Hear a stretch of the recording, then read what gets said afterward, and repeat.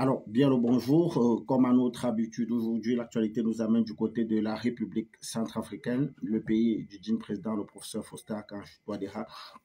pour des informations quand même assez pertinentes, voire même très importantes, à la limite même stratégiques pour le pays, nous parviennent à l'instant. Il faut dire aujourd'hui que la République centrafricaine, dans le cadre justement de la reconstruction de ses forces armées,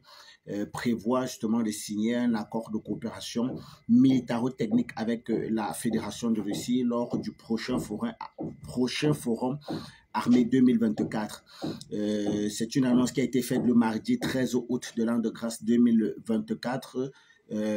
par M. Claude Rameau-Biro. Rappelons que Claude Rameau-Biro n'est nul autre que le ministre de la Défense et de la reconstruction de l'armée de la République centrafricaine.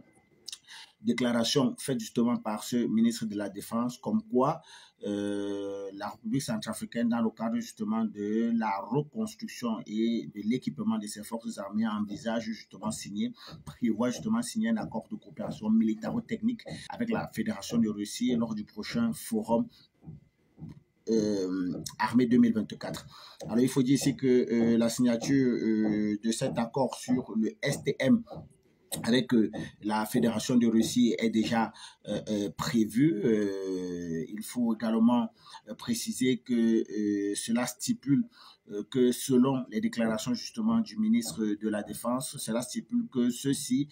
souhaiteraient effectuer justement des livraisons d'équipements et des livraisons d'armes, d'équipements militaires et d'armes en provenance de la Fédération de Russie. Selon les déclarations du ministre, d'ailleurs, il faut préciser que la Russie continue d'aider activement la République centrafricaine au cours de nombreuses années de coopération qui a été fructueuse. La situation quand même en matière de sécurité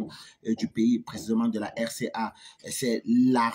nettement améliorée justement grâce au soutien de la Fédération de Russie qui a toujours été prête à tendre la main, à prêter la main forte justement à ce pays frère et ami qu'est la RCA. Aujourd'hui, à travers justement cette sortie, on comprend très clairement que dans cette volonté non seulement de renforcer ce partenariat qui est déjà présent, il est question pour les autorités centrafricaines de se doter justement de matériel et d'équipements militaires à même de pouvoir non seulement faire respecter la souveraineté de la Centrafrique, à savoir justement du matériel aérien, du